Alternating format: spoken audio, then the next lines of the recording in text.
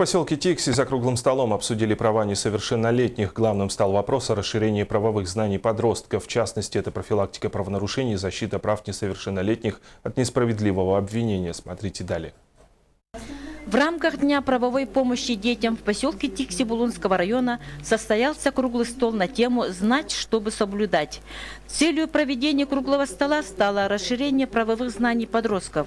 Чтобы не допускать правонарушений, уметь защищать свои права и защищаться от несправедливого обвинения школьникам, нужно знать основы законодательства, касающиеся ответственности несовершеннолетних.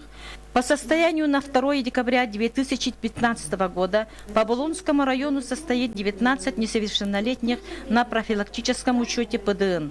В текущем году снято с учета 10, поставлено на профилактический учет 6 несовершеннолетних. За 11 месяцев проводились рейдовые мероприятия, профилактические беседы с несовершеннолетними и их родителями. Перед подростками выступили представители правоохранительных органов, комиссия по делам несовершеннолетних, инспектор ПДН Булунского отделения внутренних дел Кондукова Ирина Николаевна.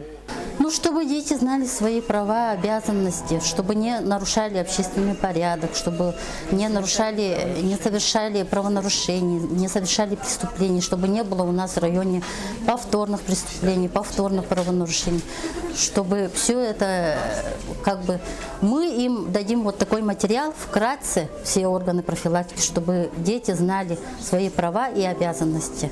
На этой встрече присутствовал представитель главы республики Игорь Владиславович Кудряшов, который рассказал о некоторых интересных случаях из жизни, касающихся прав несовершеннолетних.